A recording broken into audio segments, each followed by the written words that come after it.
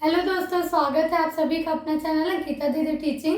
तो आज हम पढ़ने वाले हैं प्रेजेंट कंटिन्यूअस टेंस। ठीक है, जो प्रेजेंट टेंस है उसका दूसरा भाग कौन सा होता है? प्रेजेंट कंटिन्यूअस टेंस होता है। ठीक है, तो इसका पहचान होता है रहा हूँ, रही हूँ, रहे हो, रहा है। ठीक है, कोई जो प्रेजेंट कंटिन्यूअस है उसका क्या पहचान होता है? रहा हूँ, रही हूँ, रहे हो या रहा है। जैसे कि मैं खाना खा रही हूँ, लास्ट में क्या आ रहा है? रही हूँ आ रहा है। तो ये कौन सा टेंस हो गया आपको?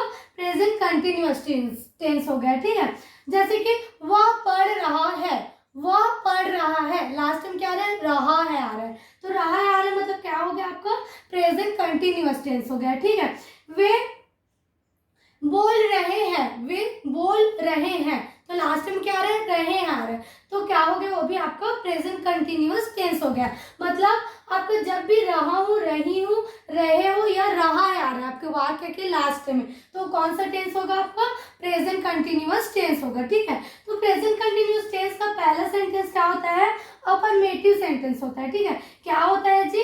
अफर्मेटिव सेंटेंस होता है। तो अफर्मेटिव सेंटेंस मीन्स क्या होता है पता है आपको? सकारात्मक वाक्य होता है। ठीक है, अफर्मेटिव मीन्स क्या होता है? सकारात्मक वाक्य, ऐसा वाक्य जिसमें क्या और नहीं शब्द नहीं आता, वो कौन सा टेंस होता है? हमारा अफर्मेटिव सेंटेंस होता है। ठीक है, जैसे कि मैं स्कूल जा रही हूँ, कहीं भी नहीं शब्द आया। क्या? मैं स्कूल जा रही हूँ, सीधा सीधा बोल रहा है कि मैं स्कूल नहीं जा रही हूँ। अगर नहीं आ गया तो नेगेटिव हो जाएगा, लेकिन केवल क्या है? मैं स्कूल जा रही हूँ, सीधा सीधा वाक्य पॉजिटिव में बढ़ रहा है, तो आपका कौन सा सेंटेंस होगा? वो अफर्मेटिव सेंटेंस होगा। ठीक है, तो अफर्मेटिव सेंटेंस का सूत्र क्या होता है?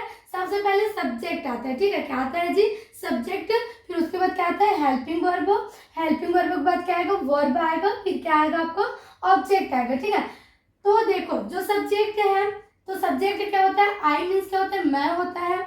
यू मीन्स तुम, वी मीन्स हम, दे मीन्स क्या होता है? वे, ही मीन्स क्या होता है?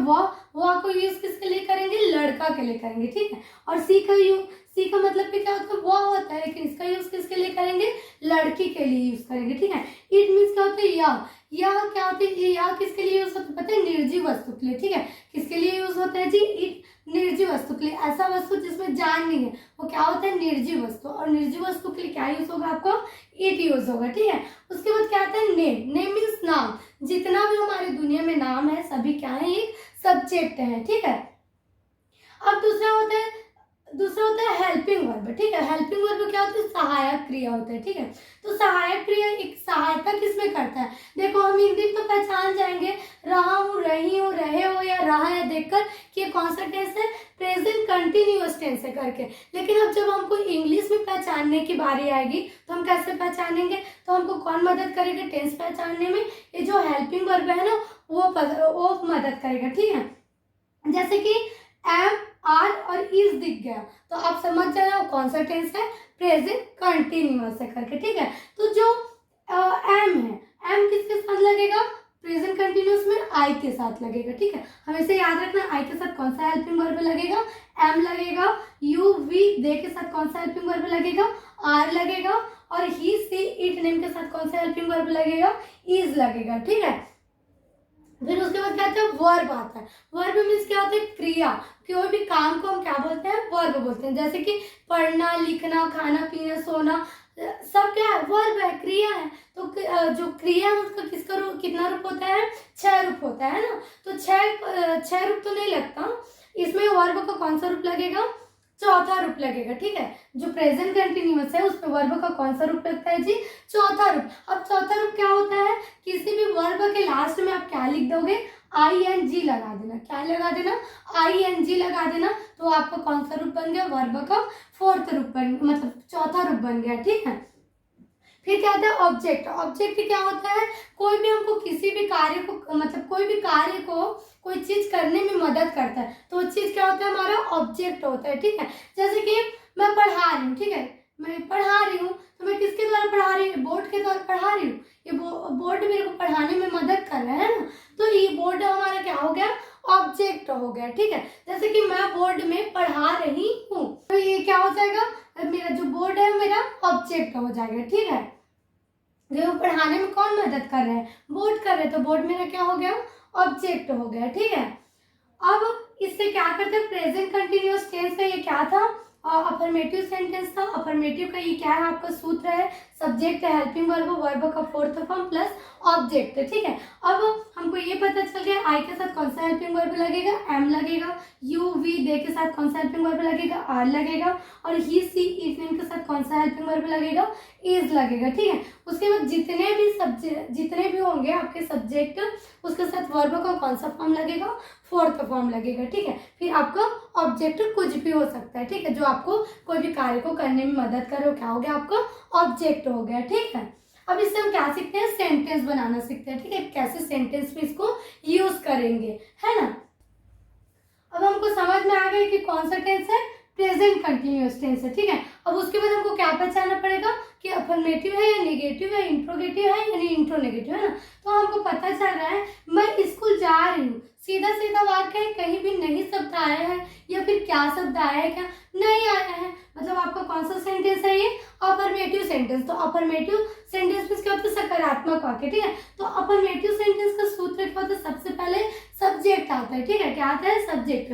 तो सब्जेक्ट कौन है, मैं को क्या बोलते हैं, आई बोलते हैं, ठीक है, क्या बोलते हैं जी, आई के साथ कौन सा हेल्पिंग वर्ब लगता है, एम लगता है, ठीक है। प्रेजेंट कंटिन्यूअस में आई के साथ क्या लगता है, एम, आई एम। फिर क्या लगता है, वर्ब मीन्स क्या, क्रिया।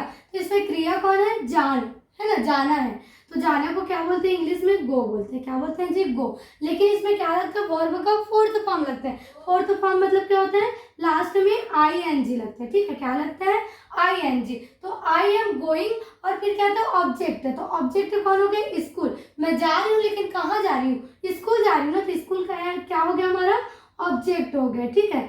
आई एम गोइंग स्कूल, मैं स्कूल जा रही हूँ, ठीक, आया समझ में। अब देखते हैं सेकंड क्वेश्चन, है ना, सेकंड सेंटेंस ये कैसे बनाएंगे। तो वे पूजा कर रहे हैं, तो देखो लास्ट में क्या है, रहे हैं, मतलब प्रेजेंट कंटिन्यूअस टेंस हो गया, और पॉजिटिव है ना आपका सेंटेंस कि वे पूजा कर रहे हैं, हाँ में है ना। तो ये आपको कौन सा मतलब सेंटेंस हो गया, अफर्मेटिव सेंटेंस, है ना। तो अफर्मेटिव का सूत्र क्या होता है, सबसे पहले सब्जेक्ट। तो सब्जेक्ट कौन है, वे को इंग्लिश में क्या बोलते हैं, दे बोलते हैं, ठीक है, क्या बोलते हैं, दे बोलते हैं। दे के साथ कौन सा हेल्पिंग वर्ब आता है, आर आता है, ठीक है, क्या आता है, आर, दे आर। फिर पूजा करने को क्या बोलते हैं, वर्शिप बोलते हैं। हेल्पिंग वर्ब के बाद क्या आता है, वर्ब आता है। तो वर्ब क्या है, पूजा करना, ठीक है। तो पूजा करना को क्या बोलते हैं, वर्शिप बोलते हैं, ठीक है। तो वर्शिप का फोर्थ फॉर्म क्या हो जाएगा, वर्शिपिंग हो जाएगा, ठीक है, वर्शिपिंग। दे आर वर्शिपिंग, वे पूजा कर रहे हैं। अब इसमें कोई ऑब्जेक्ट है क्या, कोई मदद कर रहा है क्या कार्य करने में, नहीं कर रहे हैं, सीधा सीधा लिखा है वे पूजा कर रहे हैं, तो दे आर वर्शिपिंग। आपको ऑब्जेक्ट नहीं है तो ऑब्जेक्ट नहीं आएगा, ठीक है, आया समझ में। अब देखते हैं तीसरा क्वेश्चन, है ना, मतलब तीसरा सेंटेंस देखते हैं। तो वह खाना पका रही है, ठीक है, लास्ट में क्या आ रहा है, रही है आ रहा है। तो रही है मतलब प्रेजेंट कंटिन्यूअस टेंस, और वह खाना पका रही है, सीधा सीधा वाक्य आ रहा है ना, क्या नहीं शब्द नहीं आ रहा है, मतलब कौन सा वाक्य हो गया आपको, अफर्मेटिव सेंटेंस, है ना। तो अफर्मेटिव का सूत्र देख रहे हो आप सामने में, क्या है, पहले सब्जेक्ट। तो देखो सब्जेक्ट वह है, ठीक है, तो वह लड़का के लिए भी यूज होता है और लड़के के लिए भी यूज होता है। तो हम कैसे जाने कि लड़का है कि लड़की, तो लास्ट में क्या है, रही है। तो रही है मतलब लड़की ही होगी, है ना। तो यहाँ पर क्या यूज होगा, सी यूज होगा, ठीक है, क्या होगा जी, सी। सी के साथ कौन सा हेल्पिंग वर्ब लगता है, इज लगता है। तो क्या आ गया, इज आएगा, सी इज। फिर वर्ब कौन है, क्रिया कौन है, पकाना है, ठीक है, खाना वर्ब नहीं है, पकाना, वह खाना पका रही है। तो पकाना क्या बोलते हैं, कुक बोलते हैं, ठीक है, क्या बोलते हैं, कुक। तो कुक का फोर्थ फॉर्म क्या हो जाएगा, कुकिंग। C is cooking. अब किसको पका रही है, खाने को पका रही है। तो खाना क्या हो गया, ऑब्जेक्ट हमारा। तो खाना को क्या बोलेंगे, फूड बोलेंगे, ठीक है, आया समझ में। वह खाना पका रही है को कैसे बोलेंगे इंग्लिश में, सी इज कुकिंग फूड, वह खाना पका रही है, ठीक है, आया समझ में। तो आज हमारा जो प्रेजेंट कंटिन्यूअस है उसका अफर्मेटिव सेंटेंस कंप्लीट होता है, ठीक है। अब नेक्स्ट वीडियो में नेगेटिव सेंटेंस के बारे में पढ़ेंगे। अगर वीडियो पसंद आए तो वीडियो को लाइक कीजिएगा और चैनल को सब्सक्राइब कीजिएगा, ठीक है। Thank you.